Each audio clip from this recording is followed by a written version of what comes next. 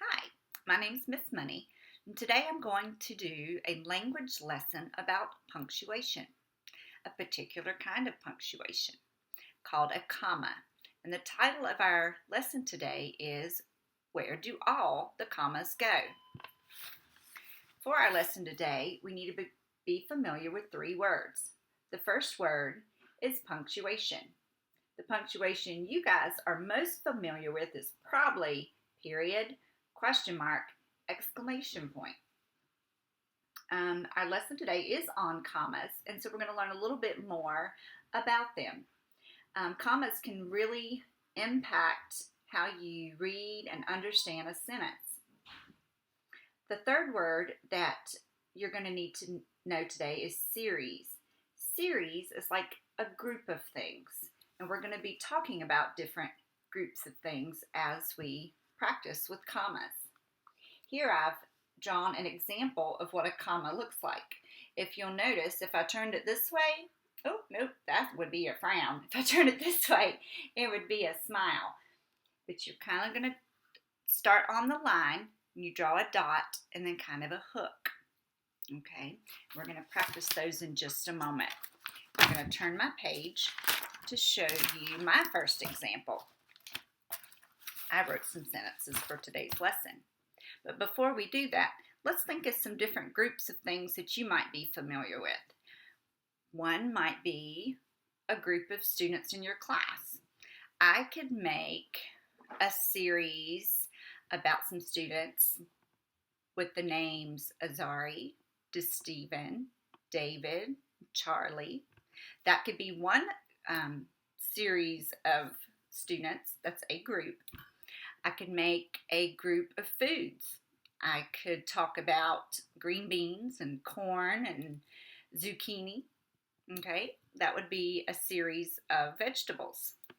I could make a group of sports. You could do baseball, soccer, basketball, volleyball.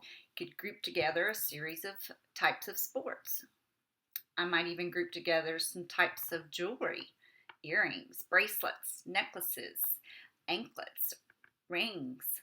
That would be a group of jewelry.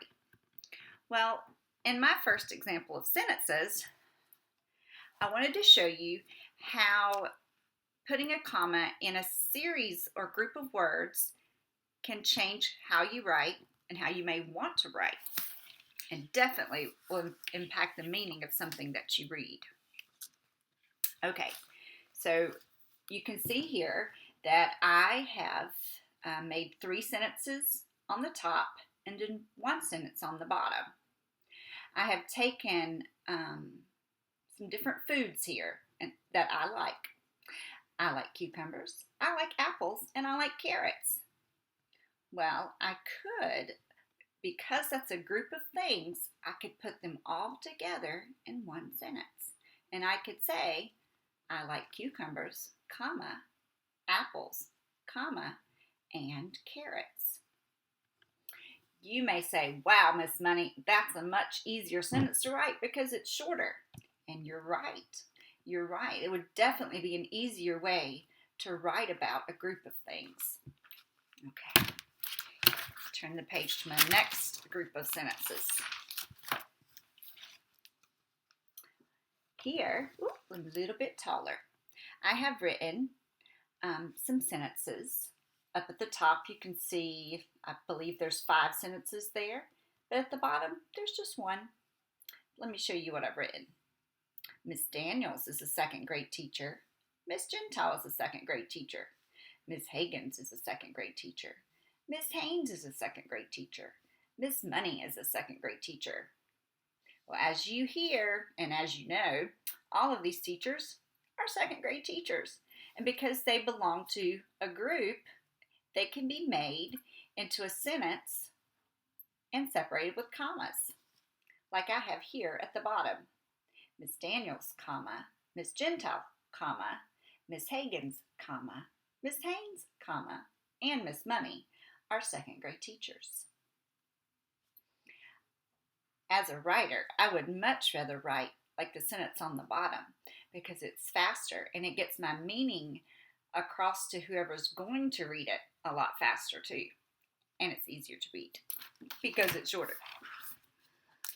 Okay, the next example I wanted to show you is I have a book here.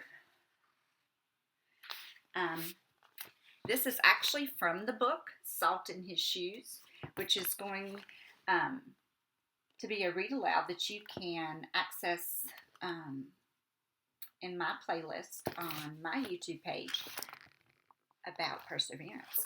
But let me show you 2 examples of sentences in this book that have commas. This one, I'm going to probably bring it a little closer so you can see. At the top here, you see it starts with the word being right here. Being taller may help you play a little better, but not as much as practice, comma, determination, comma, and giving your best will. Okay, so that group of things that are separated by a comma are practice, determination, and giving your best. And those are things that are going to help the young man in this story play even better. Which in the story, the dad is telling him that being taller is not the only thing that will help you be a better ball player. You need those other things also. Okay, the second example from this book, Salt in His Shoes. Let me see if I can bring it a little bit closer. It's the second sentence, but I'll read both of them to you. It says, Larry threw the ball inbounds to Michael. Michael caught it, comma, bounced it for a moment, comma, and then took off running. Okay, that series of things in that second sentence there is caught it, bounced it for a moment, and then took off running. And that group of things are about actions that he's doing. When a group of things are put together in a sentence and separated by commas, it makes your meaning across that you're trying to write about much easier to read. And that is what we're wanting to do.